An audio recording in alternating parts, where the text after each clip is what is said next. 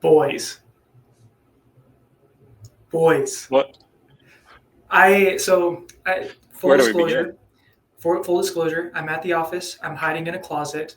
This is how dedicated we are to bringing you the best content in the entire world.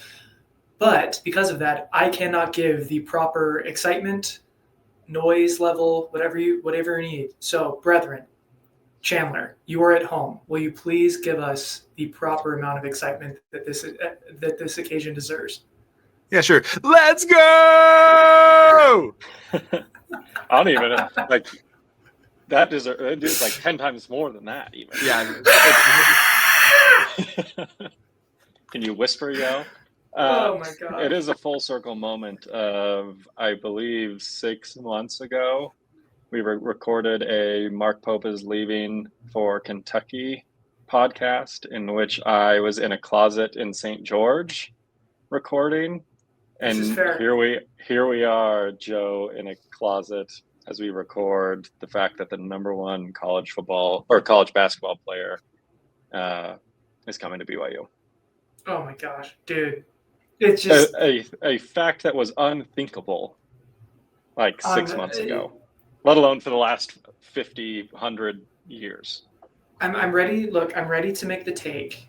I've workshopped it. It just is what it is. This is the best off-court moment, off-court, off-field. This is the best moment in the history of BYU football.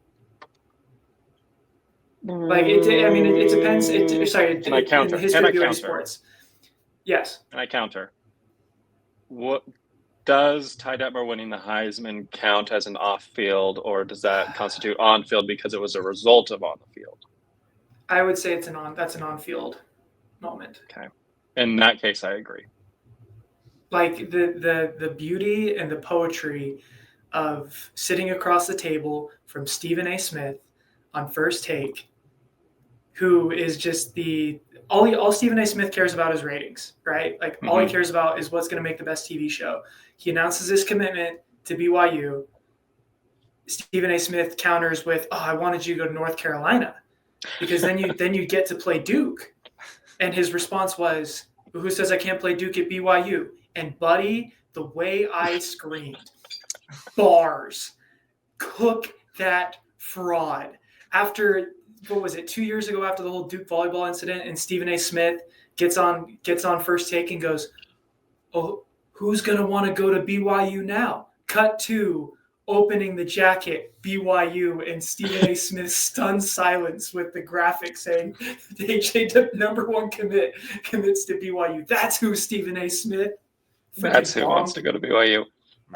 It was crazy. BYU fans, for the first time in maybe a decade, turned on ESPN for something other than a live sporting event and instantly realized why ESPN is dying and why sports television and media is dying, because I turned it on and it was 15 minutes of Dallas Cowboys talk, a below 500 team that lost Dallas Cowboys talk, followed up by here's another 20 minutes of Philadelphia Eagles locker room drama. They then go to commercial break and they're like, after this, AJ Dybantsa committing, come back from a commercial break, and it's here's 15 minutes on Bill Belichick hanging out with college co-eds on the North Carolina campus. Well, it's why does Bill Belichick, how does Bill Belichick dating a 23-year-old help him connect with college-aged people as he goes to North Carolina? Followed by finally AJ commits, and then, like you said, Joe, it's immediately like, what about North Carolina? Oh, and then Shannon follows it up with like, you could have gone to a different school and teamed up with other star players. No one hates sports more than ESPN does, which I don't fault Stephen A. and Shannon for it being just a bizarre broadcast, because they're not interviewers. Like, trying to interview a kid by two people who don't interview people, like, it's not going to work. It was a disaster. Molly Karam, or whatever her last name is, who is like the host of the show, Dybantsa or whatever, tried to say his last name 3 times, said it 3 different iterations, and I think got it wrong all 3 times. It was just like a weird, terrible commitment. But to your point, Joe, like, it is the fact that the number one college basketball player or number one high school, soon to be number one college basketball player in the country, committed to BYU on ESPN's like marquee program, in their morning show with Stephen A. Smith, their highest paid media personality, might be the highest paid Disney employee aside from the Disney CEO, sitting across the desk from him, and he unzips the sweatshirt and it's BYU, and him and his dad put on BYU hats, was a moment that previously never thought possible until Kevin Young and Ryan Smith decided to show up. And I want to say something that I probably can't say, both the fact that I'm at work and that it's a family podcast, but you can imagine what Brian Smith and Kevin Young did when they walked through that door. It involves a table. It's incredible. It involves a table and something that goes into trail mix. Yes. They put their big old M&Ms on the table. It's not just like, I mean, it's the drama leading up to it. Like there was some smoke around Alabama going into the weekend, that they were making some crazy offers, and just the M&Ms of BYU to have Alabama counter with an offer and BYU just add $1. Alabama comes with an offer, put on another $1. Stuffing Alabama's athletic department into a locker for the second time in 1 week. How about the week? This is 1984 all over again. We got SMU and BYU just terrorizing the big time programs in college sports. Ryan, we haven't talked about it. Happened a couple of days ago. Juan Soto signed a 15-year, $765 million deal with the New York Mets. The New York Yankees, it was reported, offered 16 years, $760. Is Ryan Smith the Steve Cohen of college basketball? Yes. Where it's, here's a big time blue blood Alabama team with, billions of dollars probably in donors. And Ryan Smith says, yeah, Alabama offered this much. I don't care that it's Alabama or Steve Cohen. I don't care that it's New York Yankees. Ryan Smith's like, here's another $1 million. Here's another $1. Here's another $1. Whatever they offer, we'll beat it by $1. Is incredible to be in this position. We're Oregon football now. Like BYU basketball is Oregon football. Down. Where it's just like, no matter what, no matter who you are, we're going to call you poor. And I love that. And it's not just Ryan Smith. There's like 5 billionaires that support BYU sports. And for the record, I am not one of them, okay? My broke ass is just sitting here in a closet on my actual $3 committing my $10 or whatever it is to COUG Connect Royal Blue. I am just one of those fans, but boy, oh boy, am I going to flex other people's money like you wouldn't believe today. I mean, what does this mean? Not only for BYU basketball, but for like BYU athletics as a whole moving forward, right? Because I think there's obviously the immediate implications of AJ Dybantsa is going to be playing for BYU basketball next year, and BYU basketball is probably going to be a top 15 team going into the season. They're going to be a favorite to maybe go to the Elite Eight or further. Depends on how they play this year, right? Preseason number, like preseason top 5.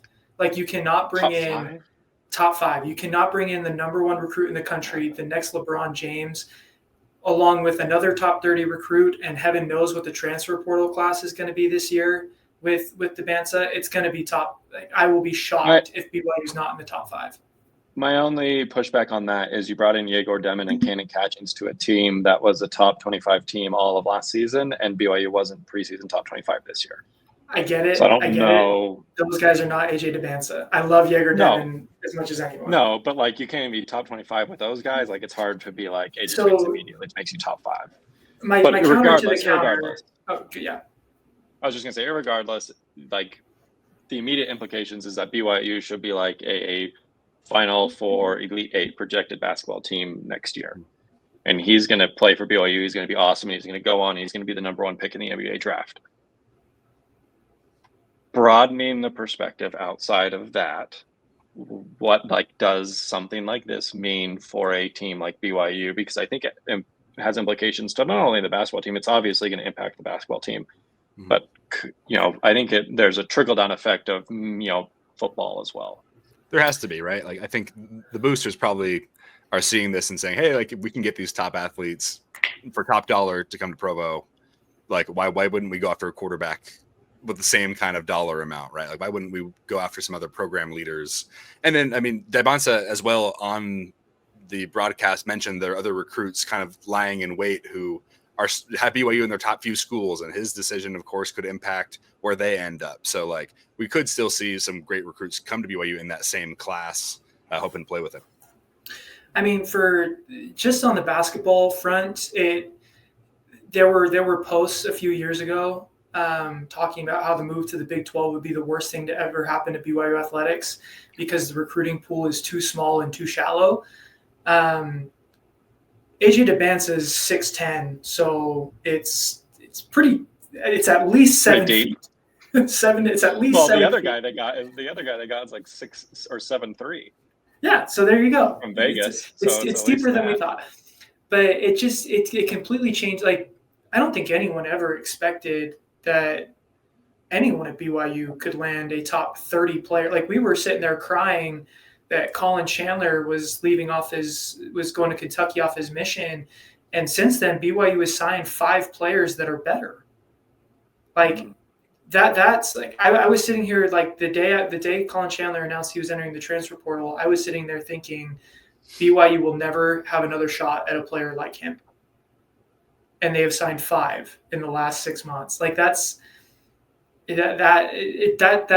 BYU is going to be a juggernaut in the recruiting space as long as Kevin Young is there, because you just like what people care about is NBA development. Like, regardless, like BYU is going to be awesome on the court. Like I have faith that, the start this season, they're obviously still figuring some things out, but Jaeger Demon is still going in the top 10 of the NBA draft next year. Yep. Probably even top 5. AJ Dybantsa is going number 1. So you see that BYU logo pop up. It doesn't matter what happens even on the court. People are going to see BYU is developing these top 5 prospects, and that's just going to keep that ball rolling. And the more talent you get into your program, the better your basketball team is going to be. So it's just, I think BYU is going to be a recruiting juggernaut on the basketball front for as long as Kevin Young is there. And this is just, I mean, literally it cannot get better than this. Like, BYU will never sign a recruit better than AJ Dybantsa, but they don't need to field a really solid basketball program. And so that's what's so exciting for me. Even on the football front, though, you got Brock Harris, responding to posts about AJ Dybantsa saying like, hey, where do you want to see AJ Dybantsa go? And Brock Harris is commenting BYU. That's a top 40 football prospect. So Rider Lions, Brock Harris, you have 24 hours to respond. We have 3 here. We have, there's black space on the screen. We have room for you. Please come on the pod, make your announcement. Just jump on the momentum, jump on the bandwagon, because BYU's going places. BYU Athletics going places. You just won 10 games on the football field with half the resources of all the teams that you're going to be competing against. Like, this is just, it just kind of feels like the beginning. And maybe that's a little too much optimism, but there's a lot of momentum going BYU's way right now on the basketball court. And with the football season that BYU had, I think that only continues to grow. Like, we're already hearing about BYU being in the running for guys like Andrew Gentry, who was the starting left tackle at Michigan for a few different games this year. You got Tuiasili Akana, who is a defensive end from Texas, who BYU's got a great shot at. Carson Ryan was a 4-star tight end at Utah, who's probably going to end up at BYU. Like, things are good in BYU athletics, man. Like, it's such a fun time. I just can't believe this is my life. It's crazy because I think even more so, again, like there's a lot to still have to happen, right? Like, AJ's got to come here, he's got to ball out, he's got to go to be the number 1 pick, which, like, I think it doesn't matter how really well he plays at heaven BYU forbid so he much. Gets hurt. Heaven forbid he still gets be hurt. The number 1. He'd still be the number 1 pick. Yeah. I mean, people are saying if he was eligible for this NBA draft right now as a 17-year-old high schooler, he'd be the number 1 pick over Cooper Flagg, who, like, teams like the Washington Wizards and Utah Jazz evidently are, like, selling their souls to be able to get a chance to get Cooper Flagg. This guy's better right now. But, like, we have to wait to see how the NBA career, moves forward and how it turns out. And if he ends up being every bit as good as everyone's thinking he can be and be the next Kevin Durant, the next LeBron James, just like imagine what that does for the perception of BYU 10 years from now, 15 years from now. If the guy that's dominating the NBA and, like a Kevin Durant is a BYU alum and is repping BYU, like that goes a long way to change the perception of what BYU is as a school and as an athletic department. Because right now, when you think about like BYU and like the guys who've come through here, for the most part, it's guys like, especially on the basketball front, it's like Jimmer Fredette and Danny Ainge, like undersized, karate, LDS white guys, right? And now when you open up the perception to, hey, like you can be a non-LDS, non-Utah kid, come to BYU and have success and go on and do awesome things, like it changes the game completely. It's no longer just the Steve Youngs, the Taysom Hills, the Jimmer Fredettes and the Danny Ainges and the Sean Bradleys of BYU athletics that go on to do things at the pro level. Now, and Puka Nacua is doing this right now, and in the NFL, now you have a guy and like AJ Dybantsa who could come in to BYU and completely turn the perception of what it was on its head and say, like, hey, kids, from all over the country, from all different backgrounds, all different ethnicities can come to BYU, and it's cool to come to BYU, and it's cool to, rep the Y and be a Cougar, and then you can go on to the pros, whether it's the NFL or the NBA, and have, phenomenal careers. And by the way, even if you're one of the old school kind of BYU fans that laments the non-real, like the Notre Dameification of BYU athletics, because that's what's happening here. Like no one thinks like everyone knows Notre Dame is a Catholic school, but no one thinks you have to be Catholic to go to Notre Dame. Yep. AJ Dybantsa committing to BYU in such a public way on First Take with, I don't know why, but millions of people watch that show. And so AJ Dybantsa with diamond stud earrings. Yeah, so it's like he is completely different from the type of player that everyone thinks that BYU should be able to get. There's probably people sitting there going, "Is AJ Dybantsa Mormon? Like, is that allowed? Can he go to BYU?" He talked about moving to Utah. Yeah, and he's so it changes the narrative, and by the way, that's a good thing. Like there might be some people that lament like, oh, this isn't what BYU is supposed to be. That's probably a straw man. Hopefully no one actually thinks that, but that's a good thing for BYU to be perceived nationally as a place that is welcoming to everybody, because Stephen A. Smith is probably the prime example of this. His perception of BYU, even before the Duke incident, but it came out after the Duke incident, that why would anyone want to go to BYU? BYU is a place that is fundamentally flawed, wicked, needs to change. And the poetry of Dybantsa going on Stephen A. show and proving every single narrative that he tried to peddle wrong is good for BYU and its perception nationally. And I hope that continues. Like I want, and it's not just like I want BYU to be a place where everyone feels welcome. Like it doesn't matter if they're an amazing athlete or not. It doesn't matter if they're LES or not. Like I want BYU to be a place where everyone feels welcome. And this is a great start on that path to have a non-LDS, African-American, all-world basketball player coming to BYU. Like there's from the Northeast. Yeah, like he's from Boston. Hoop culture and BYU culture could not be different. And the blending of those two things, I think, is just it's fantastic news for BYU, not just as an athletic department, as a university. Absolutely. And like, if you're listening to the pod now, odds are you're a pretty big BYU fan and you've been paying attention and but this is so loud and so public that it's going to be hard for those who aren't paying attention to ignore it. Like BYU has our starting quarterback at the moment is Jewish, and it talks about it openly. And Adam Schefter last week was tweeting out Jake Retzloff NIL deals. Yeah, and Shams awesome. Was tweeting BYU basketball commitments this morning. Yes, and Woj is the one that broke the Kevin Young news. Yeah, no, it's huge. Like, and so I mean, Jake Retzloff has been talking plenty about his experience at BYU, being somebody kind of from outside the culture and all that, and how much he's loved it, and how everybody's been embracing him and his ideals and all that, which is awesome. And so like, but there's plenty of people who haven't been hearing about that, or haven't been paying attention as closely. Whereas with this kind of commitment and this level of publicity, it's going to be harder to drown out, and that definitely will help the reputation. Also, we got AJ Dybantsa edits with the temple in the background. We are so up. A temple that doesn't even exist anymore. It's just an empty pit right now. I want to discuss this because he's a homie, Ronald Weaver, went on ESPN 960, the Bryson Benucci show this morning, said this was the biggest day in BYU athletics history. Not unequivocally not true. I will push back on that. When BYU has a national championship and a Heisman winner in their trophy cases, like that's a bigger day for BYU than getting a basketball commit. But I do think it's an interesting discussion because it's unequivocally not the biggest day in BYU athletics history. It's unequivocally the biggest recruit and probably recruiting day in BYU basketball history. But I do want to blend the two and talk about where amongst singular days of BYU history this does indeed fall, because it's not two.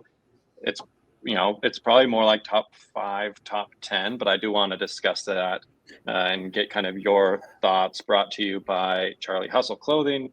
You can go to Charlie Hustle, use the code 101215. That's TEN1215.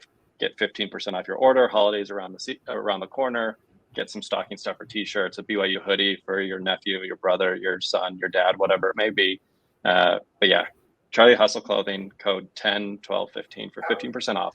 Joe, your thoughts. Where does this singular day rank amongst the all-time BYU greats? Because we're talking 2006 win over Utah. We're talking national championships. We're talking Zach Wilson being picked second overall in the NFL draft. We're talking Ty Detmer winning the Heisman Trophy. We're talking Luke Staley winning the Doak Walker Award Trophy. We're talking a lot of great singular days in BYU history. Where does this one rank all time? One, that was a very smooth ad read. I really appreciate that. Second, can you tell that I did sports radio before? I love it. I love it. I love it. It's why you're here. And you have great takes. I've already established that this is the biggest off-court moment in BYU football history.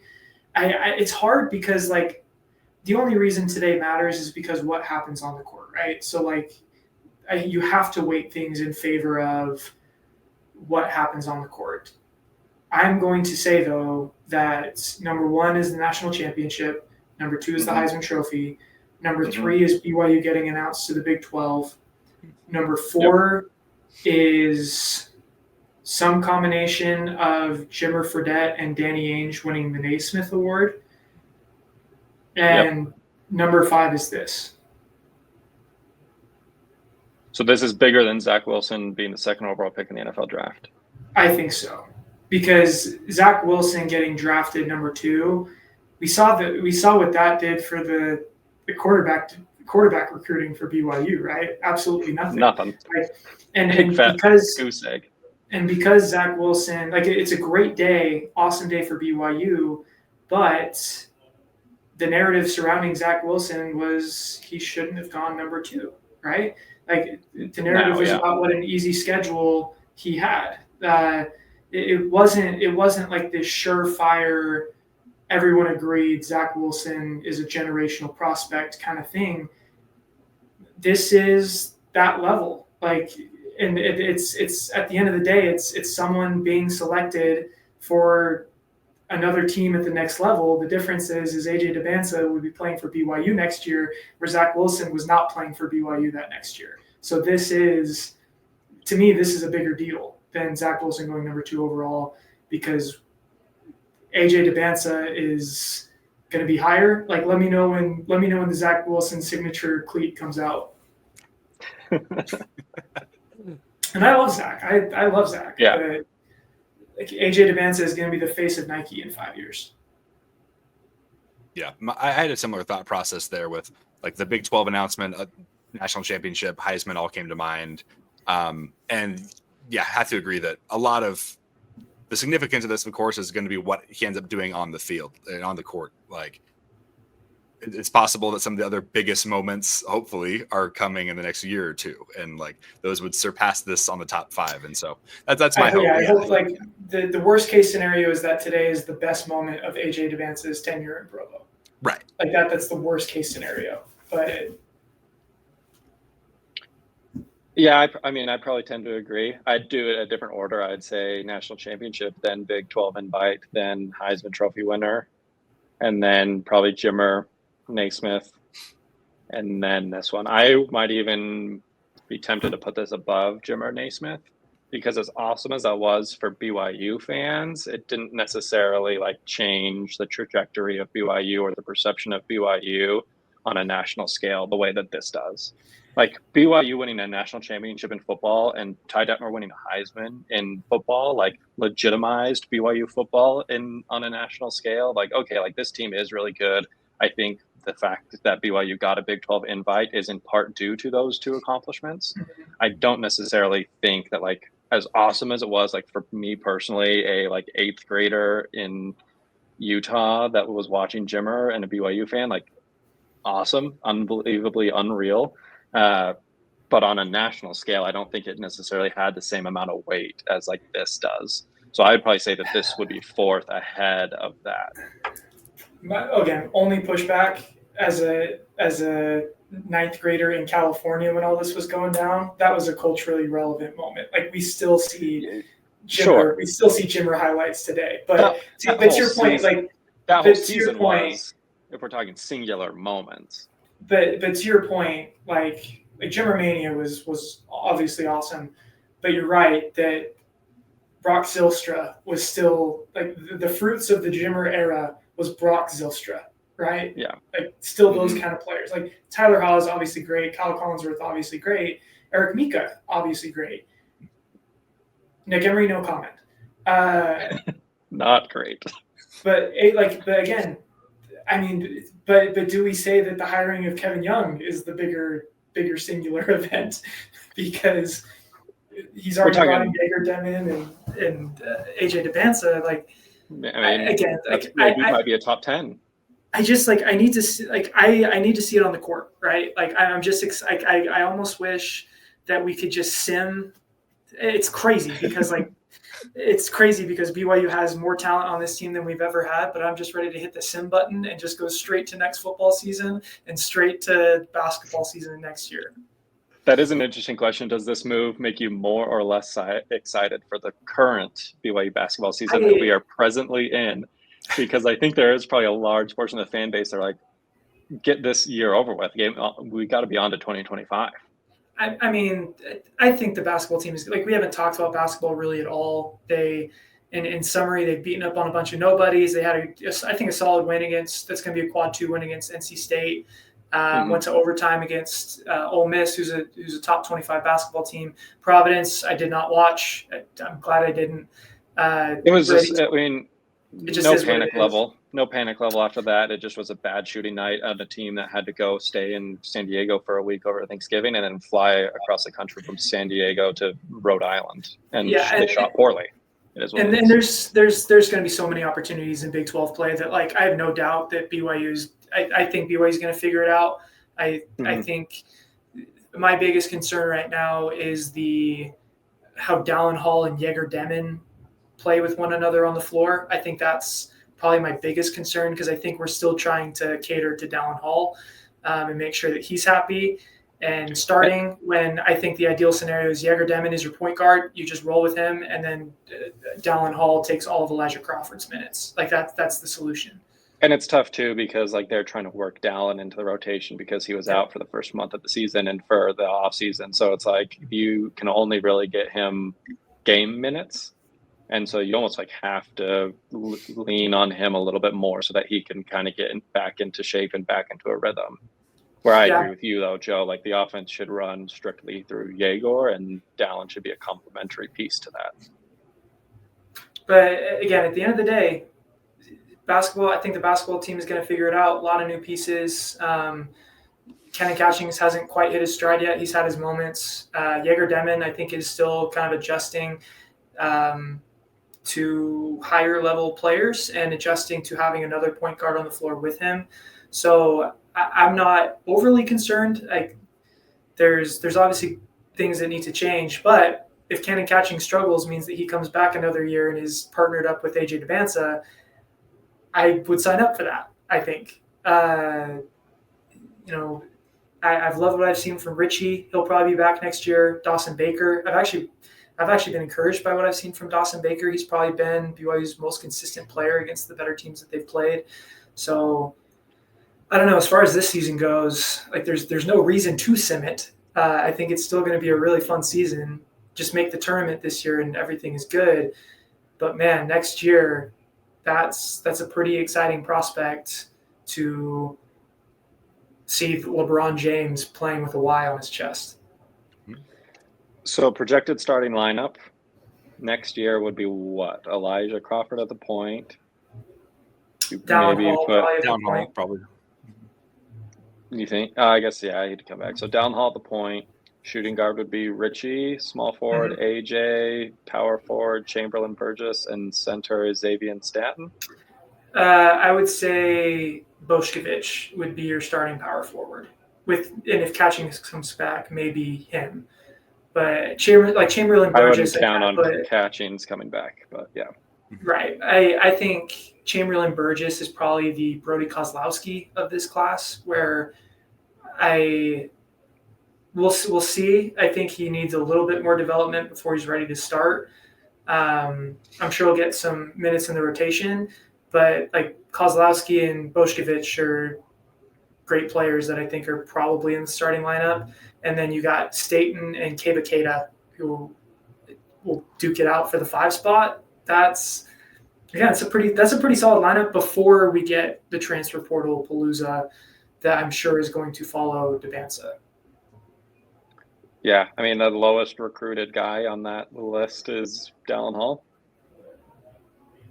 who was, 3 stars? Crazy. Wow. Where it's like before that would be your highest rated guy. Yeah. I saw Robbie tweeted out where he's like, next last year, BYU basketball team is going to be so fun. It's AJ Dybantsa, the number 1 player in the country, and then like a walk-on like Jared McGregor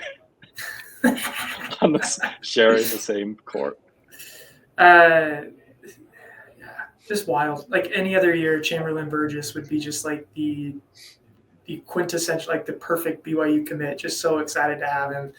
And right now he's just kind of an afterthought because AJ freaking Dybantsa is a BYU Cougar. Absolutely love it. One of the best days. I mean, top 5 day, I guess we settled on in BYU sports history. But that's the emergency pod. Any parting thoughts before we get back to the rest of our regular days? And I don't know. I don't know how they expect me to focus, but we'll try. I spent the first hour this morning at work fielding questions from coworkers who came up to my desk wanting to talk about it. So fortunately, there's a good pod of BYU guys here. This is a good use of an early lunch break. You know it. Go Cougs, now off to Mopedas. Cougs by 1 billion.